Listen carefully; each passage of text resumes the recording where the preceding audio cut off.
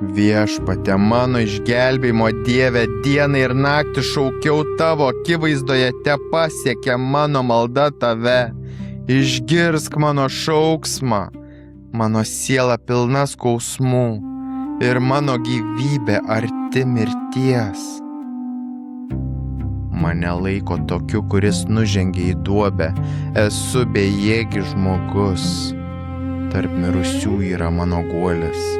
Guliu kape kaip užmuštieji, kurių tu nebeatsimeni, nes jie nuo tavęs atskirti. Tu įstūmei mane į giliausią duobę, į tamsą, į gelmes. Mane slegia tavo rūstybė, tavo bangos ritasi per mane. Tu atitolinai nuo manęs mano pažįstamus, jiems padarei mane bjauru. Esu uždarytas ir negaliu išeiti.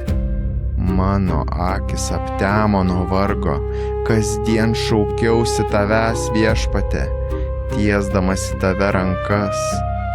Ar parodysi stebuklus mirusiems? Ar mirusieji kelsis ir girs tave? Ar pasakojama apie tavo malonę ir ištikimybę mirusiųjų karalystėje? Ar žinomi tavo stebuklai tamsoje ir tavo teisumas užmiršimo šalyje? Viešpatie, tavęs aš šaukiuosi, mano malda kas rytą kyla į tave.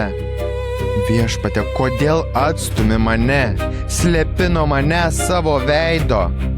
Nuskurdęs ir pasiruošęs mirti esu nuo pat jaunystės, kenčiu tavo siaubus, nežinau ką daryti. Tavo rūstybės įkarštis krinta ant manęs, naikina mane tavo siaubai. Jie visą laiką supa mane kaip vandenis ir skandina. Tu atitolinai nuo manęs mielą bičiulį.